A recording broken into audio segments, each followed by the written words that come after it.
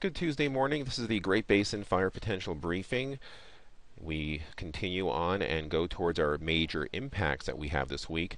And as you can see up through here, Tuesday and Wednesday, we do have some wind issues out of the southwest.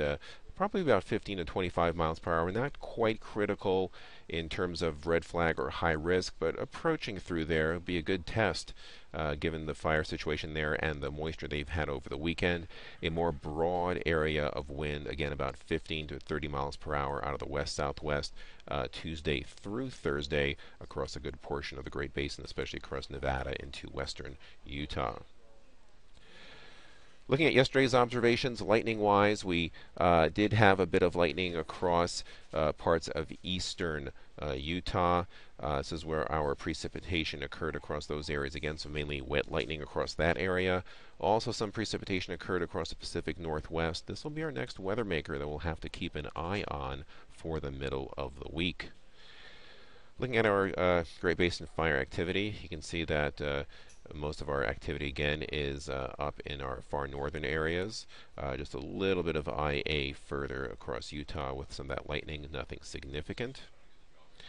Looking at our water vapor satellite imagery, we are in a broad southwest flow, so this wind gradient is going to be our main issue for today with the strengthening winds. Deep low pressure now coming out of British Columbia again will be our next weather maker. Our significant fire potential for today, you can see that we are moderately dry in the yellow, critically dry in some of our surrounding areas up in far northern Idaho and Montana. Again, critically dry across a good portion of western Nevada, much more moist as you head further to the east. Looking at conditions for this afternoon, wind gusts starting to pick up through here up in northern portions of our area up through the mountains of central Idaho. We can see wind gusts getting into the 20s in some areas, maybe upper 20s near 30 in a few spots. Also winds picking up along and just east of the Sierra front and across a broader portion of the Great Basin and getting into Utah as well. Weather-wise, just mostly smoke impacts so far. And then on Wednesday, we do notice that trough of low pressure coming in. You notice the green with the moisture with the increase in clouds starting to move into far northern and western Idaho. Drier air masses further off to the west. Our significant fire potential here on the right. Now for Wednesday, we notice the wind gusts picking up again across portions of Idaho in the mountains and especially across Nevada and into Utah. The humidities here will be much drier, mostly in the 10 to 20% range, but starting to pick up to between 25 and 30% up here in the mountains with the approaching system. You can actually see that by late in the day, showers are expected to move into parts of Idaho. Looking towards Thursday, we do see increasing moisture through here, moving into parts of Montana, into Idaho. Again, very dry, pushing in behind it across California.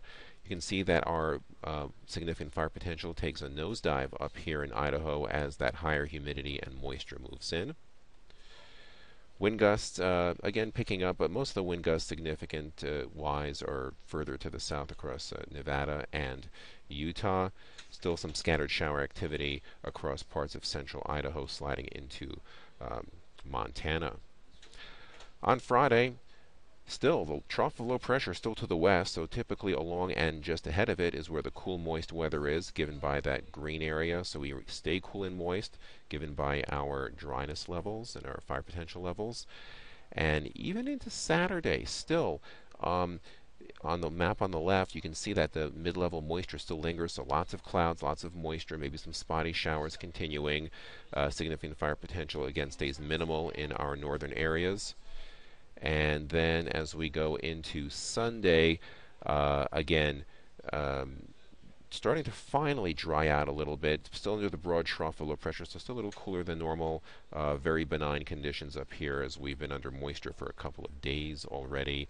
And then on as we go into Monday, you can see that we get drier air pushing in from the west.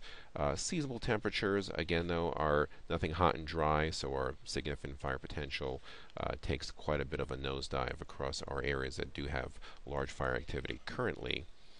In terms of amount of rainfall, today through Saturday over that 4 or 5 day stretch, we see these shades in blue, the first and second shades indicating anywhere from a ½ inch to a 3/4 of an inch of rain. Even down towards the Snake River Plain, we can probably see amounts of a 1/10 to a 1/4 of an inch over that 5 day period. And when it's not raining, it'll be cool and moist in between, so it should soak into the fuels quite well. Looking at current ERCs, starting to nosedive. That's the trend with the weekend cool weather. We don't see the red critical ones anymore, and that should be the trend as we go through the week. Looking at a longer range at our 8 to 14 day outlook, you can see that much hotter and drier across the far west, across California and western parts of Oregon.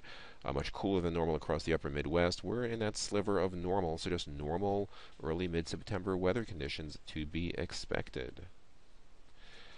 And this concludes our morning briefing.